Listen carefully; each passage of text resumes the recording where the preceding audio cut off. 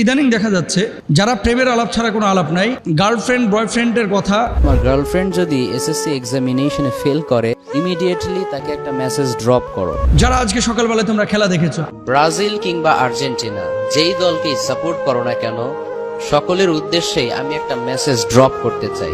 আমি বলি কি যে এমন কথা বলে শুধু মেসেজ ড্রপ করার কথা, ওকে থানায় ড্রপ করেন অথবা ওকে পাবনা পাগলা গারদে ড্রপ করেন। একটা রেফারেন্স নাই, একটা আয়াত নাই, কোরআনের কোনো দলিল নাই, পুরোটাই খালি ড্রপ আর ড্রপ, পুরোটাই ড্রপ আর ড্রপ। আরে আপনি সিনেমার একটা কথা বললেন, তুফান মুভিতে সাকিব খানকে জিজ্ঞাসা করা হয়েছিল তুই কি চাস, উত্তরে সে বলেছিল পুরো দেশ। এই যে এই ধরনের অনেক বিষয়গুলো তারা বিভিন্নভাবে বিভিন্ন উপায়ে দর্শকদের সামনে, মানুষের সামনে, জাতির সামনে পেশ করছে। আমি এই ছেলেটাকে যেই মেসেজ ড্রপ বলেন, আপনিও চিনেন আমরাও চিনি, একে আলেমই মনে করি না। আর যখন আপনি ধর্মীয় লেবাস পরে আবেদ আলীর মতো, যখন আপনি টুপি পরে পাঞ্জাবি পরে দাড়ি রেখে আপনি যখন এই ধরনের কোনো কাজ, কোনো কর্মকাণ্ড করবেন, তখন মানুষ মনে করবে এটাই ইসলাম। আর আপনাদেরকেও বলি, কোথায় থাকে এর কি বাপ মা নাই, এর কি আত্মীয় স্বজন কেউ নাই, এর কি ওস্তাদ কেউ নাই, কোন এলাকায় সে থাকে, তাকে হয় শাসন করেন। আমি সাধারণত কারো নাম নিয়ে কোনো কথা কোথাও বলতে চাই না, যদিও তিনি নাম উল্লেখ করেছিলেন। আমি তার নামটা উচ্চারণ করে তাকে আরো ভাইরাল করতে চাই না। আমি যে বিষয়টা আপনাদের কাছে বলতে চাচ্ছি, আপনারা আমাদের লেকচার শোনেন, ওয়াজ শোনেন, আলোচনা শোনেন। কখনো কখনো আমরা স্টুডিও ভিত্তিক ইনডোর কিছু আলোচনা করি বাসায়, আর সওয়াল জবাব করি, কখনো টেলিভিশনে প্রোগ্রাম করি, কখনো জুমার খুতবা দিই। আলেমদের কাজটা কি? আলেমদের কাজ হচ্ছে আল উলামা ওয়ারাসাতুল আম্বিয়া, যে আলেমরা হচ্ছে নবীদের ওয়ারিস, তাই না? নবীরা যে কাজ করেছে, আলেমরা সেই কাজটা জাতির সামনে, মানুষের সামনে স্বচ্ছভাবে কোরআন এবং সুন্নাহর আলোকে তুলে ধরবে।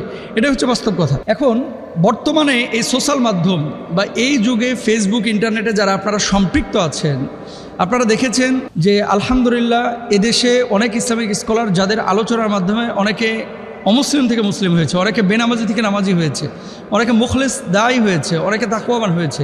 আর কিছু কিছু মানুষকে ইদানিং দেখা যাচ্ছে যারা প্রেমের আলাপ ছাড়া কোনো আলাপ নাই, গার্লফ্রেন্ড বয়ফ্রেন্ডের কথা, সিনেমার গল্প করা, ফুটবলের গল্প করা, এই যে এই ধরনের অনেক বিষয়গুলো তারা বিভিন্নভাবে বিভিন্ন উপায়ে দর্শকদের সামনে, মানুষের সামনে, জাতির সামনে পেশ করছে। আল্লাহর নামে হলফ করে বলছে, আমি 3 বার বলতেছি, আল্লাহর কসম, আল্লাহর কসম, আল্লাহর কসম, আজকে ওমরের জামানা যদি থাকতো, তাহলে হয়তোবা যে অপরাধী এইভাবে ইসলামকে কটাক্ষ করছে, হাসির পাত্র বানাচ্ছে, তাকে হয়তোবা ওমর রাদিয়াল্লাহু তাআলা আনহু কড়া শাসনের মুখোমুখি করে হয় জেলখানায় পুরে দিতেন অথবা তাকে কতল করে ফেলতেন।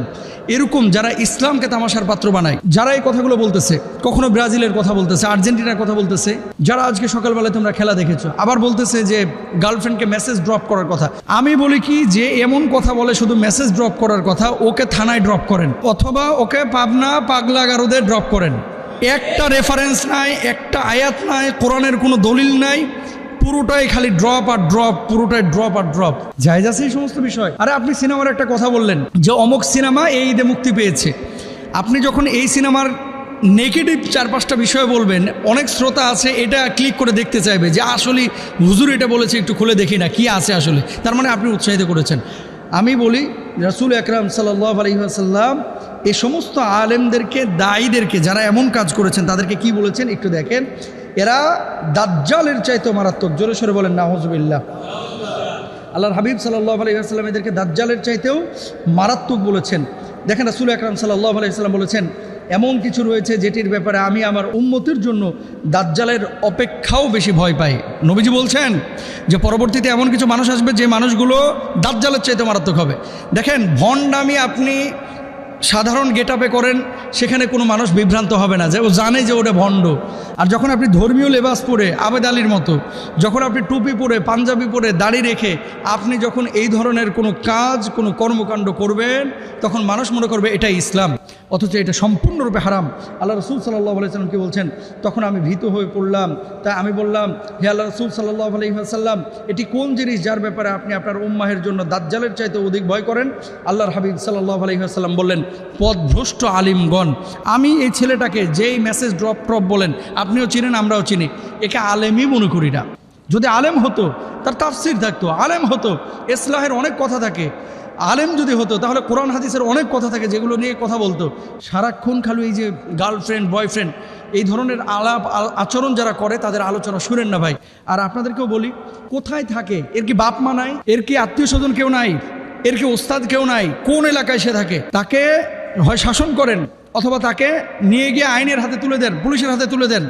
এবং এই সমস্ত পাগলামি যারা করে এরা শুধুমাত্র নিজের ক্ষতি করতেছে না, বরঞ্চ সমষ্টিগতভাবে ইসলামের ক্ষতি করতেছে।